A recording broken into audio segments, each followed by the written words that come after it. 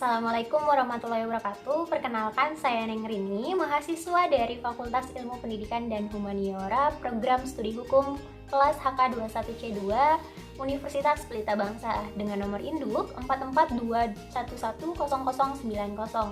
Video ini dibuat untuk memenuhi salah satu tugas dari mata kuliah Hukum Pidana dengan dosen pengampu Bapak Trias SH.MH. Dalam video ini, saya akan menjelaskan materi tentang sistem pengadilan yang ada di Indonesia. Sebelum mengenal tentang sistem pengadilan yang ada di Indonesia, alangkah baiknya kita mengetahui tentang arti pidana dan pemidanaan. Pidana sendiri merupakan penderitaan yang dijatuhkan dengan sengaja oleh negara melalui pengadilan, di mana penderitaan tersebut dikenakan kepada seseorang yang secara sah telah melanggar hukum yang termuat ketentuan pidana. Sedangkan pemidanaan merupakan penjatuhan pidana sebagai upaya yang sah dengan dilandasi oleh hukum untuk mengenakan penderitaan kepada seseorang yang melalui proses peradilan pidana telah terbukti secara sah melakukan tindakan pidana. Sederhananya, pidana itu berbicara hukumnya, sedangkan pemidanaan berbicara proses penjatuhan hukuman. Adapun sejarah pidana dan pemidanaan di Indonesia, itu dimulai sejak awal mula WPS diberlakukan di daerah Hindia Belanda pada tahun 1915 dan diadopsi sebagai hukum positif melalui Undang-Undang Nomor 1 Tahun 1946 tentang KUHP berdasarkan asas koordinasi. Menurut plakat tanggal 22 April 1808, ada beberapa jenis penjatuhan hukuman. Yang pertama, dibakar hidup, terikat pada tiang. Yang kedua, dimatikan dengan suatu keris. Yang ketiga, dicap bakar. Keempat, dipukul pakai rantai. Kelima, dimasukkan dalam penjara. Keenam, kerja paksa dalam pekerjaan umum. Dalam pidana terdapat beberapa teori. Yang pertama ada teori mutlak atau absolut atau pembalasan. Teori ini merupakan teori tertua atau klasik. Dalam teori ini berpendapat dasar keadilan hukuman itu harus dalam perbuatan jahat itu sendiri. Seseorang mendapatkan hukuman karena ia telah melakukan kejahatan, sehingga hukuman semata-mata untuk menghukum dan membalas perbuatan itu sendiri. Pembalasan secara pidana mutlak harus diberikan kepada pelaku tindak pidana tanpa mempersoalkan akibat dan masa depan si terpidana. Seperti pepatah yang mengatakan, darah bersambung darah, nyawa bersambung dengan nyawa. Yang kedua ada teori relatif atau teori tujuan atau pembenaran. Teori ini mengajarkan dasar dari hukuman bukanlah sebuah pembalasan, tetapi manfaat atau tujuan hukuman itu sendiri.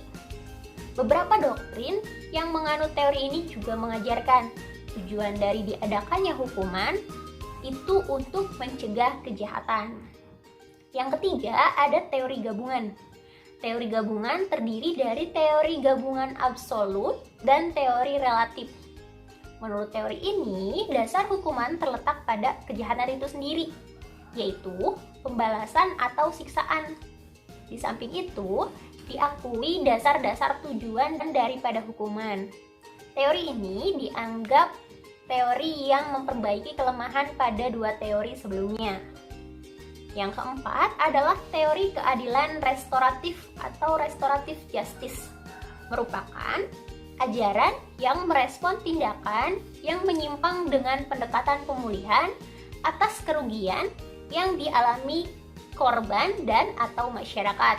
Restoratif menitik beratkan pada restorasi atau perbaikan, reintegrasi, dan tanggung jawab. Pada pasal 10 KUHP, pidana sendiri dibagi menjadi dua kelompok, terdiri dari pidana pokok dan pidana tambahan. Pidana pokok itu terdiri dari pidana penjara, pidana mati, pidana kurungan, pidana tutupan, pidana denda. Pidana penjara itu bentuk hukuman perampasan kemerdekaan. Dalam pidana penjara ada dua jenis, yaitu penjara seumur hidup dan penjara selama waktu tertentu. Yang kedua, pidana mati, yaitu merampas hidup seseorang. Pidana ini diatur dalam Undang-Undang Nomor 2 Tahun 1964. Yang ketiga, ada pidana kurungan, yaitu membatasi kemerdekaan seseorang. Diatur pada pasal 18 ayat 1 KUHP. Yang selanjutnya ada pidana tutupan. Penjatuhan hukuman dengan mempertimbangkan perbuatan yang dilakukan didasari oleh suatu motivasi yang patut untuk dihargai. Pidana ini tertuang pada Peraturan Pemerintah Nomor 8 Tahun 1948. Yang terakhir ada pidana denda. Penjatuhan hukuman dengan uang. Namun, apabila denda tidak dilaksanakan, dapat diganti dengan kurungan pengganti. Yang kedua adalah pidana tambahan. Dalam pidana tambahan, yang pertama terdapat pencabutan hak. Contohnya, hak memegang jabatan tertentu, hak menjalankan hak dalam TNI, hak menjalankan mata pencarian. Yang kedua, perampasan barang tertentu, yaitu seperti barang yang diperoleh dari suatu kejabatan, seperti uang palsu. Yang kedua, barang yang digunakan dalam melakukan kejahatan.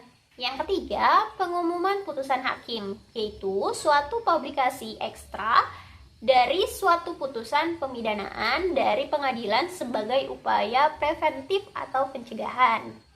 Sekian materi yang dapat saya sampaikan dalam video ini.